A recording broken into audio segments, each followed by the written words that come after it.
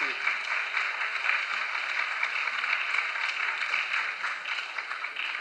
Merci, Monsieur le Président. Monsieur le Président, honorables députés, Messieurs les ministres, c'est toujours avec un honneur et un plaisir que je me retrouve devant cette Assemblée, devant les représentants du peuple, pour parler des questions essentielles et extrêmement importantes.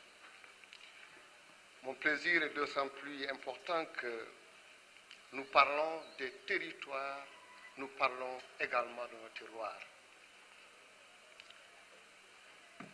Quand on connaît l'histoire de l'Alliance pour la République de son Excellence le président Macky Sall, qui avait un projet de société et un programme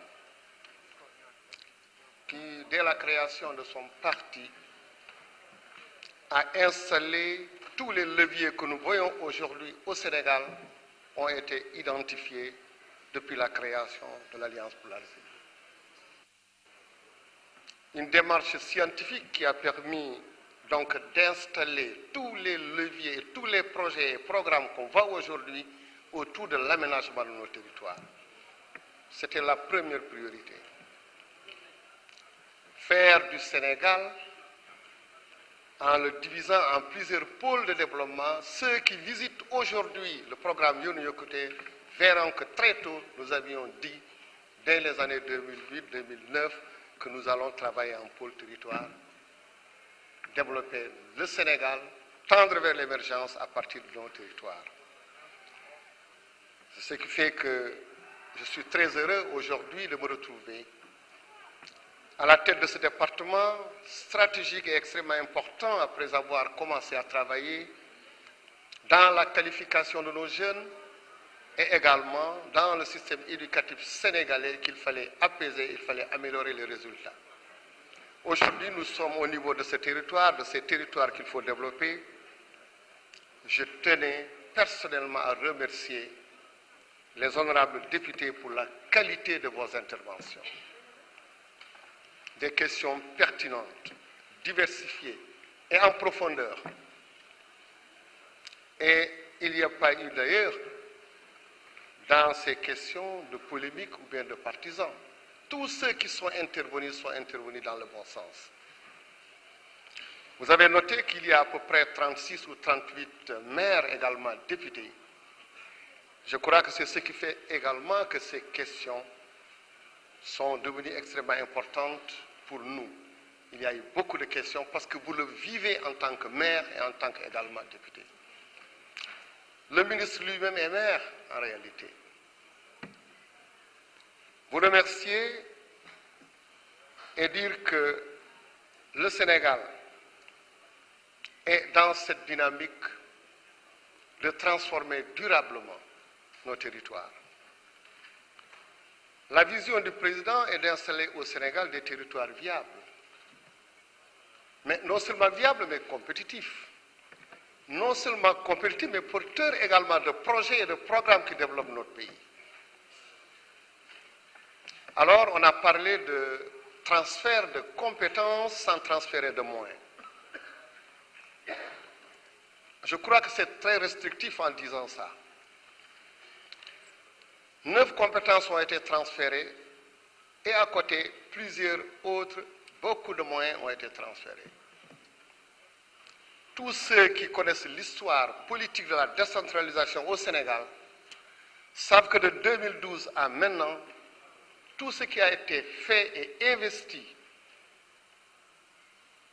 il n'y a même pas de comparaison par rapport à ce qui avait été fait.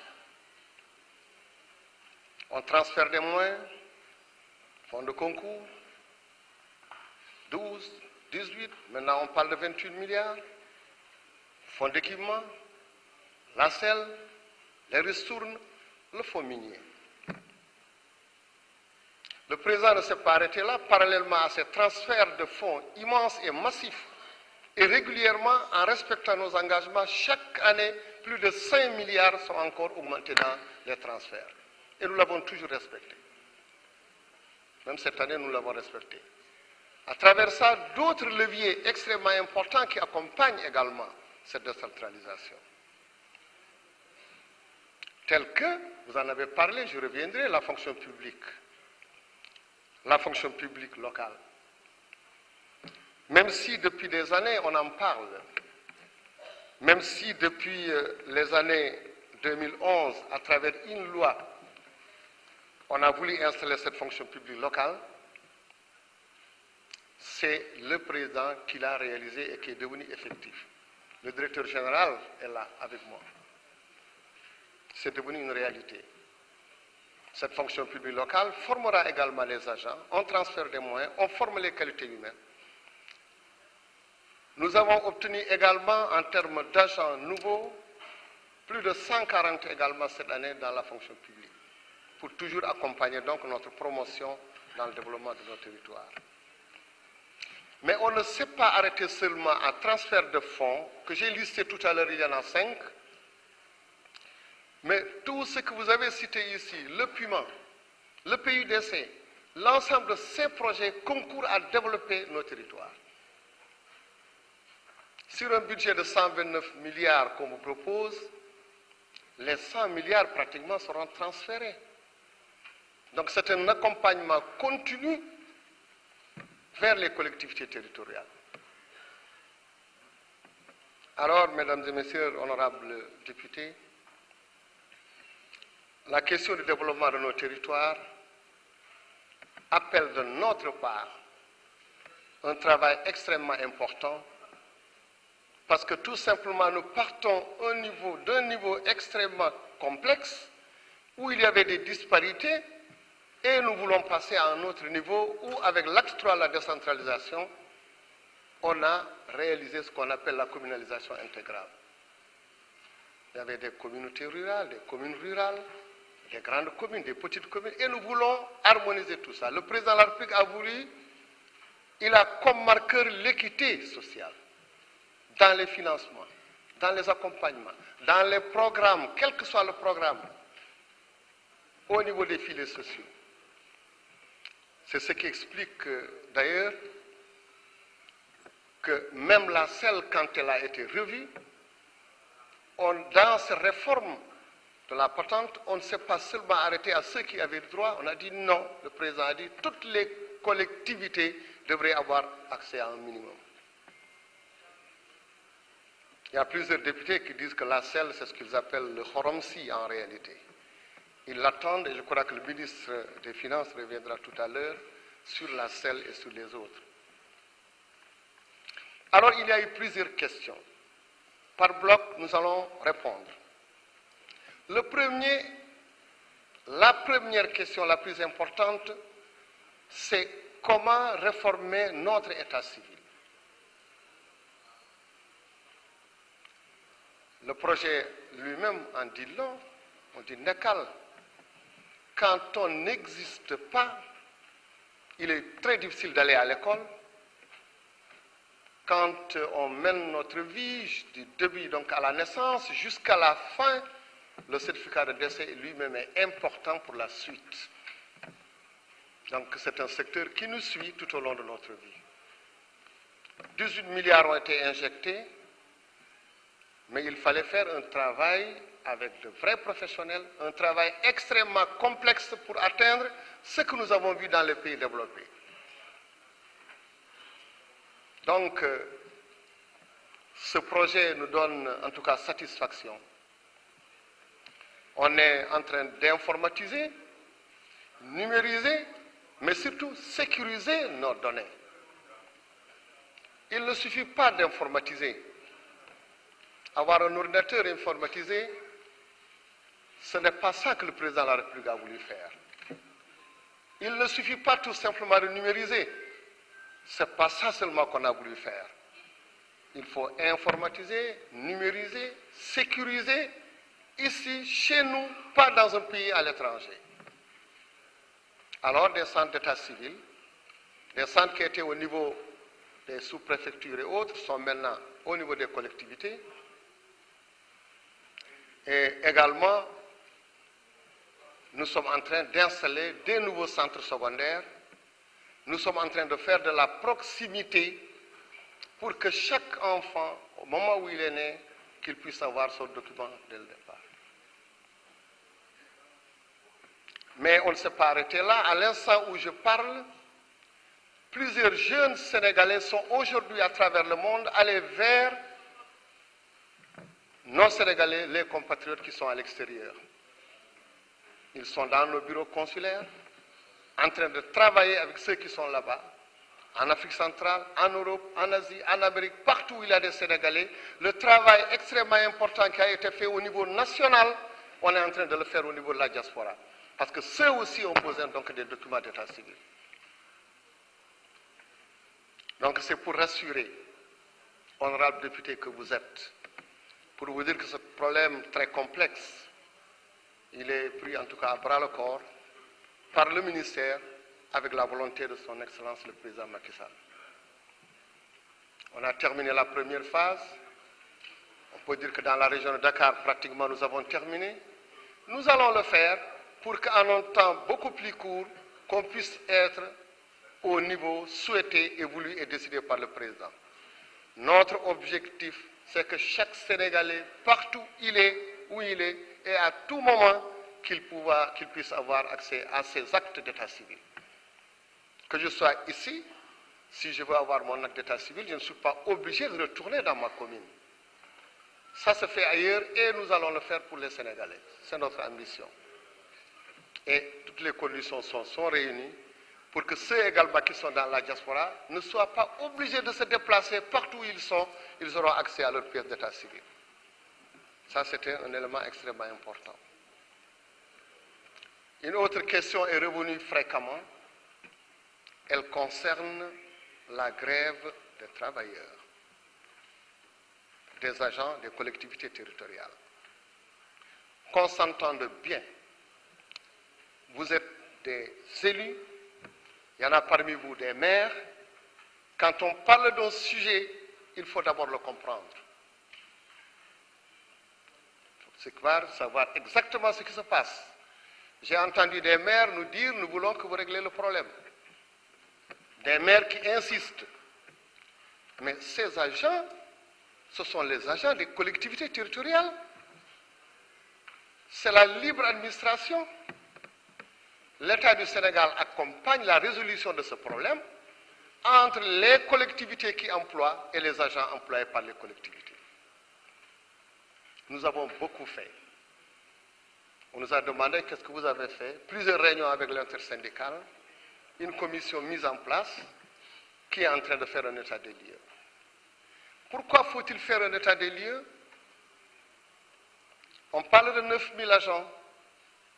Mais dans la fonction publique locale, ce qu'on a comme document enrôlé et terminé, nous n'avons que 2900 et quelques. Alors les maires également, ils vont me dire, nous avons également d'autres agents. Il y en a beaucoup. Donc le rôle de l'État, notre rôle, c'est à partir de cette commission qu'on a installée avec l'intersyndicale, avec l'ensemble donc des gouverneurs, les finances, on est en train de faire un recensement général pour connaître combien d'agents existent d'abord. Alors, l'honorable député Barthélémy Diaz a posé une question.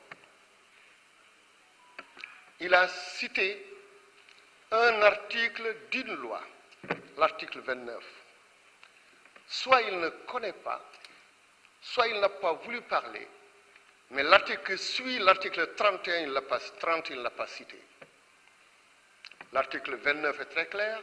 Toute augmentation dans la fonction publique d'État entraîne une augmentation dans la fonction publique locale. On est d'accord, l'article 29.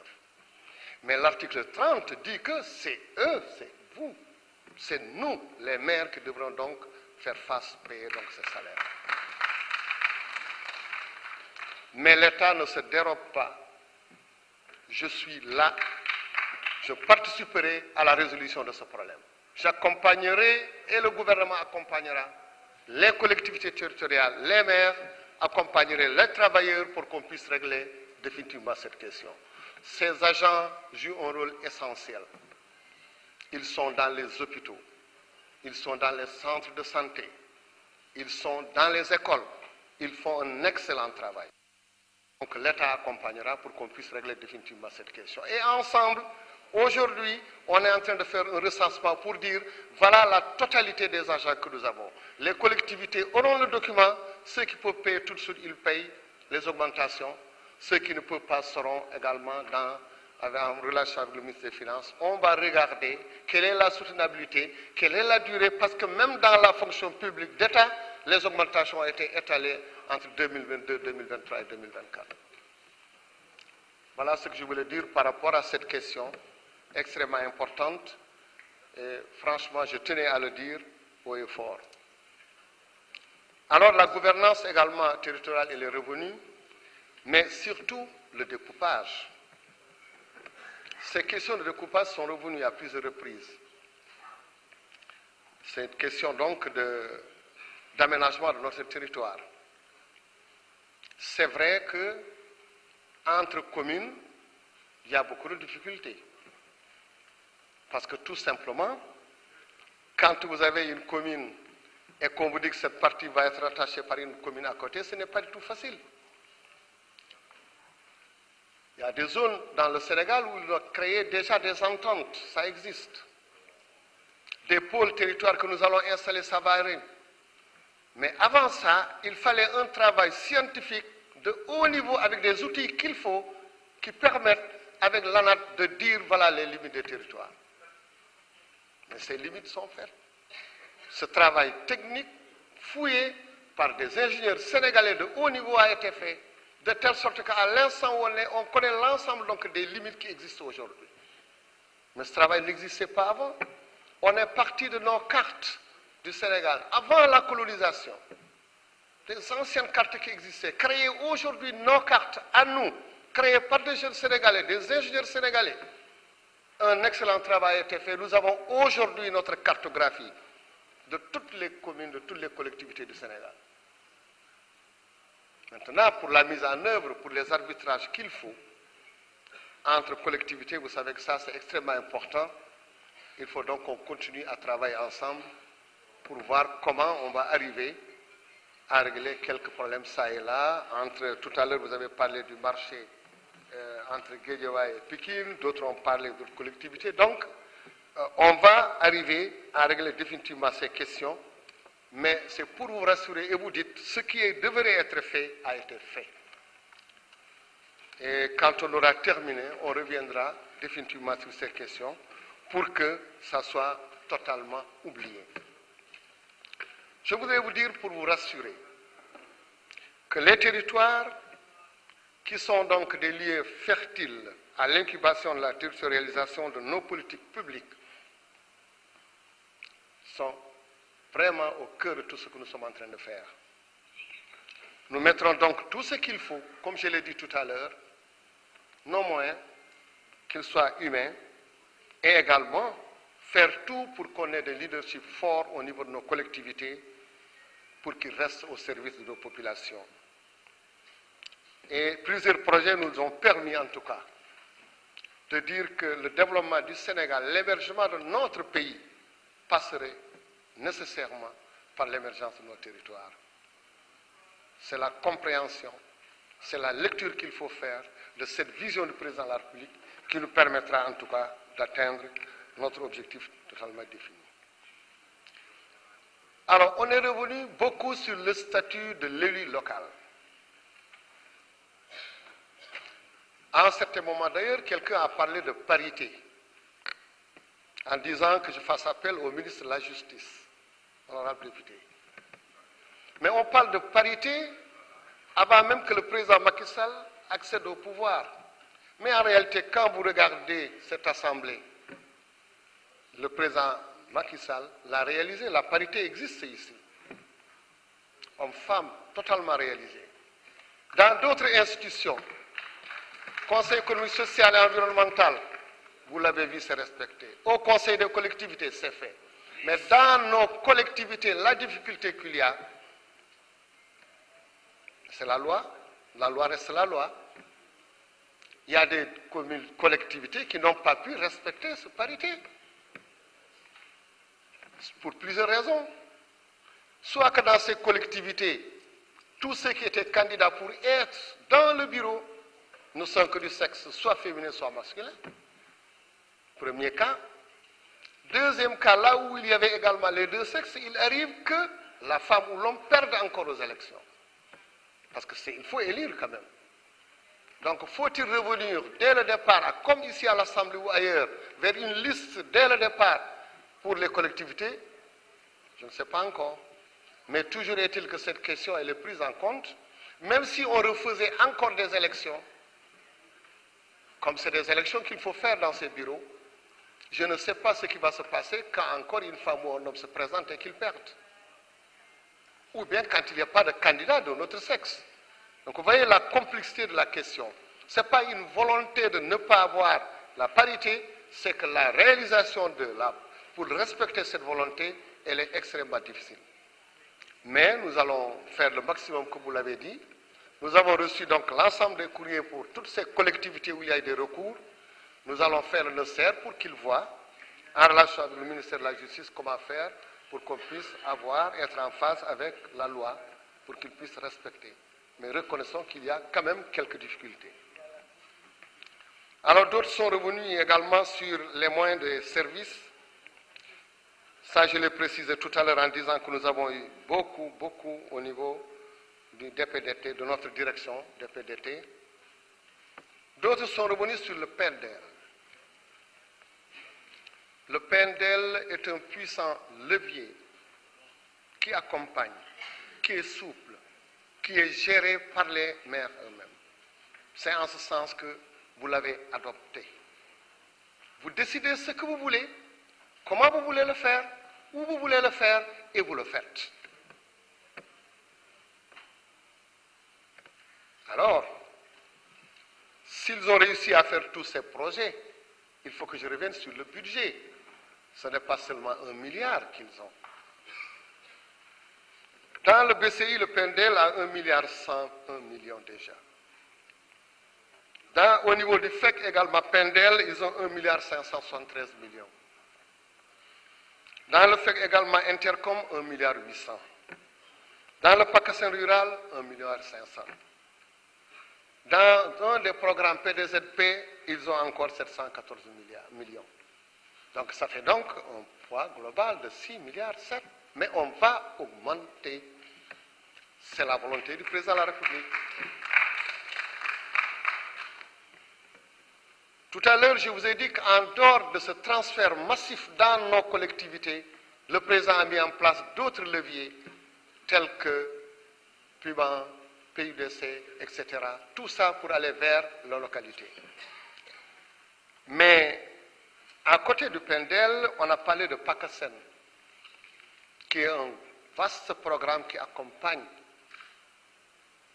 nos communes et nos agglomérations.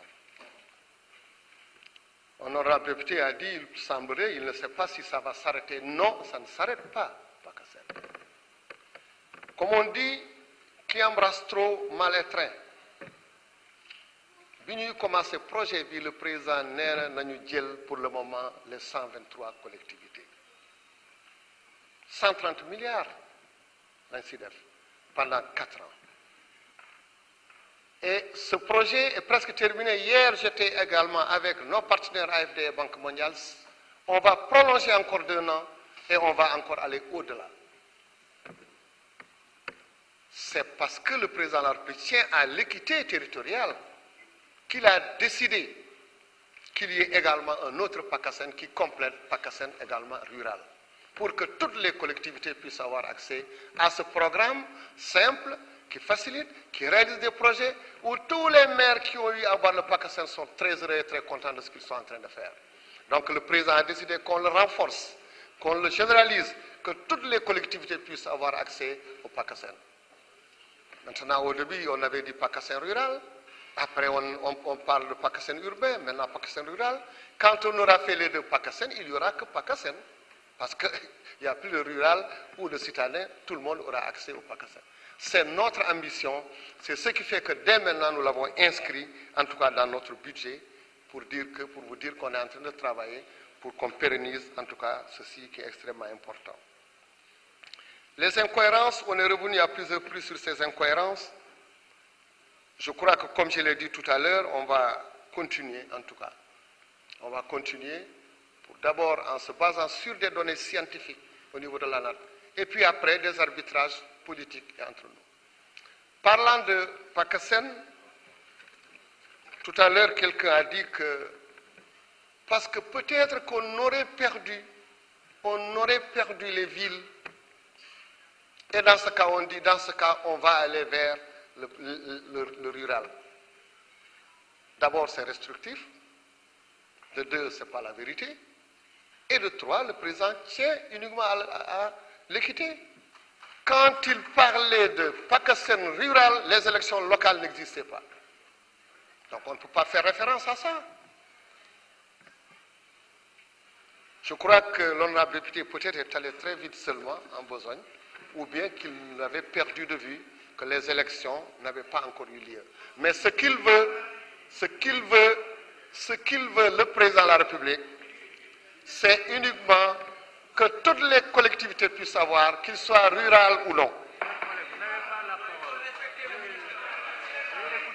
S'agissant du Chers collègues, vous n'avez pas la parole. Veuillez bien écouter. Maintenant, les critères du FDD. Alors, le FDD qui en font, ce fonds, effectivement, il y a eu beaucoup de critiques. On a dit qu'il faut améliorer, regarder quels sont les critères. Je vous rassure, on est déjà dans cette dynamique. On est déjà dans cette dynamique avec nos partenaires pour regarder comment encore revoir la répartition de ce FDD. Il y avait effectivement des critères, plusieurs critères, une dotation minimale, la dépendance également d'un FDD d'une collectivité, les populations et également la pauvreté, toutes ces données donc par l'ANSD. C'est la même chose au niveau du FECT, où il y avait également des critères en partant des données réelles de l'ANSD sur le taux de pauvreté, taux de ruralité, la population, etc. etc.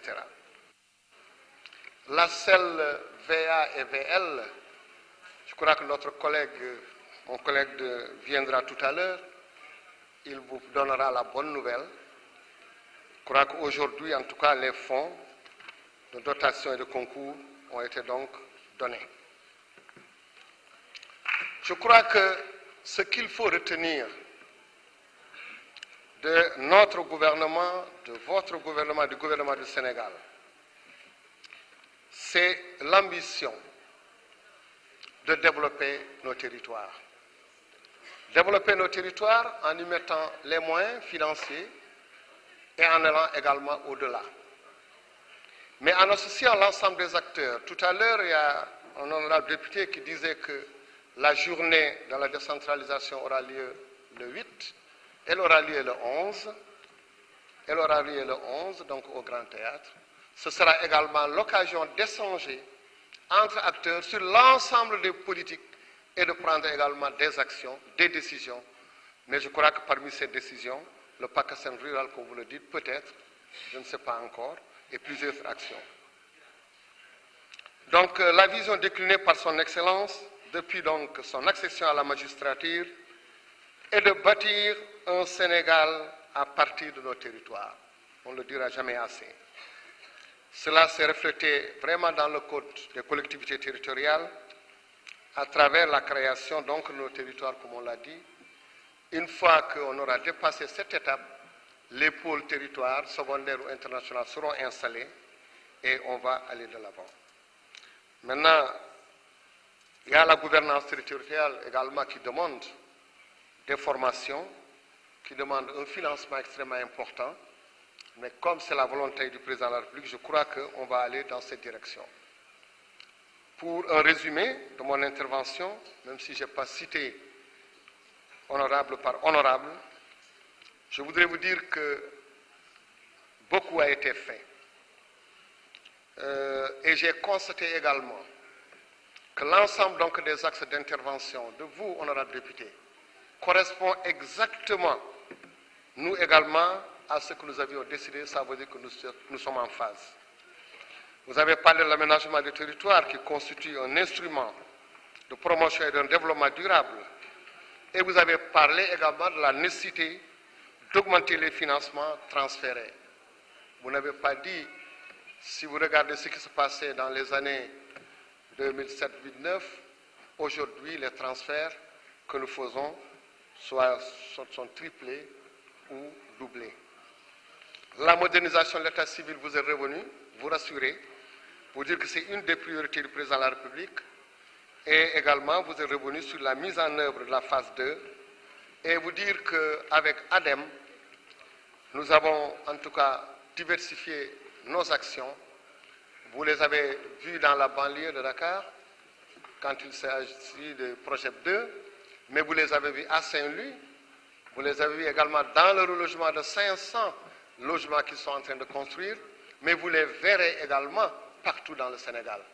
Alors, l'orientation qui est donnée par le président, à partir de ce ministère, faire le maximum pour que au niveau de nos collectivités, la mission qu'on nous a donnée, qui est très simple, prendre tous les leviers nécessaires pour accompagner le développement de nos territoires, les accompagner en financement, les accompagner en formation, multiplier l'ensemble des agences et des organisations qui agissent pour le développement de nos territoires. Je vous remercie pour votre aimable attention.